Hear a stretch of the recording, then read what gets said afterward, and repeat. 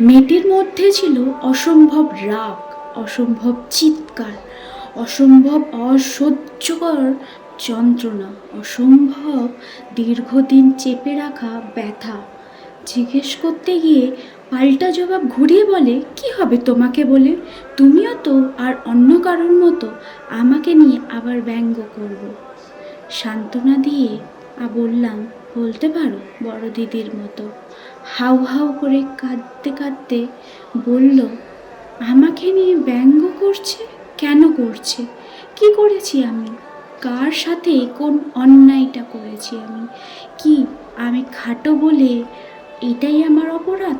আর কোনটা নেই আমার? চোখ আছে, দুটো হাত আছে, পা আছে, যোগ্যতা আছে, সব কিছুই আছে, শুধুমাত্র সৌন্দর্যটাই কি সব?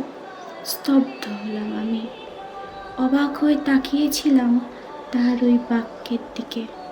সত্যি তো, আমরা সোশ্যাল মিডিয়াতে এত এত জ্ঞানের কথা বলে থাকি, তবু তাদেরকে নিয়ে উপহাস্য করতে তো ছাড়ি না। তারা যখন আমাদের পাশ থেকে হেঁটে যায়, তাদেরকে নিয়ে ওই দেখ খাটো মানুষ যাচ্ছে বলে হাসতে তো ছাড়ি না।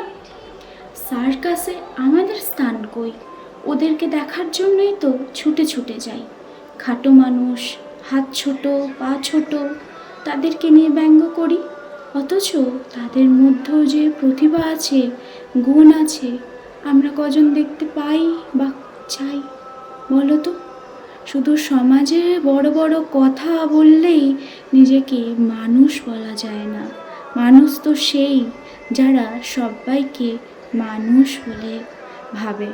শুনেছি নাকি যাদের মান এবং হুঁশ আছে তারাই নাকি মানুষ। আজ সবই বিক্রির খাতায়।